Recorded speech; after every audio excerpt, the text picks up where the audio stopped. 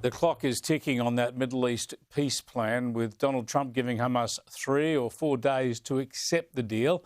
But as I warned you last night, you shouldn't get too optimistic, because Hamas doesn't want peace. It's never been their thing.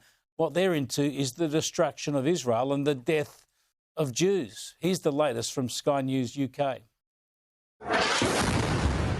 No peace plan agreed and no peace on the ground. So much depends now on Hamas, on whether it will agree to give up the 48 hostages it still holds, 20 of them believed to be alive, in return for a ceasefire. The American president optimistic, buoyed by the support of other nations. We're going to do about 3 or 4 days. We'll see how it is.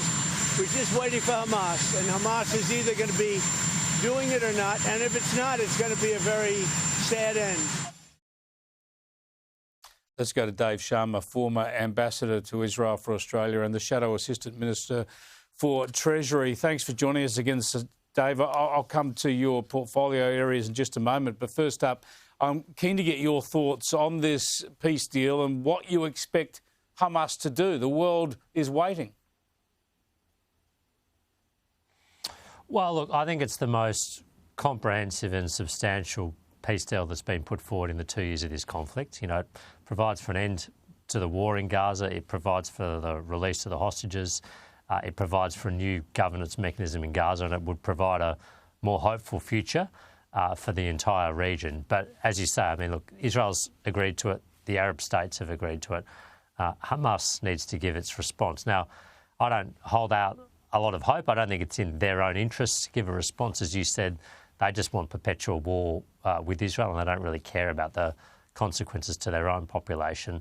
But I'm hopeful that because of the military pressure they've been put under, because of unrest amongst their own population in Gaza, and because of pressure that can be applied from states like Qatar, like Turkey, like Egypt, a deal might still be possible. This is the most encouraging aspect, isn't it? The fact that Qatar and other Arab nations are actually trying to push Hamas into accepting this deal. It is, and you have to remember, look, these states have a lot of influence over Hamas. Hamas has been financed throughout its life from offshore, most generously and most recently by Qatar. Hamas's political leadership lives in exile in Qatar, and the fact that they've got that presence basically gives them a level of currency and status within the Arab world, allows them to raise money, allows them to access media outlets and everything else. If Qatar says you take this deal or we cut you off, that would be a significant blow to Hamas. I don't know if they can survive as an organisation without the outside support and outside financing they've gotten, because all they do is spend money on tunnels and weapons systems, not feeding or clothing their own population. They don't grow the economy. They don't have a tax base of their own. So these countries, if they're on board, and it seems they are, they can put a significant amount of pressure on Hamas. And look, that's where Australia should be playing our role now, is putting pressure and encouragement on these countries to make sure that Hamas signs on to this.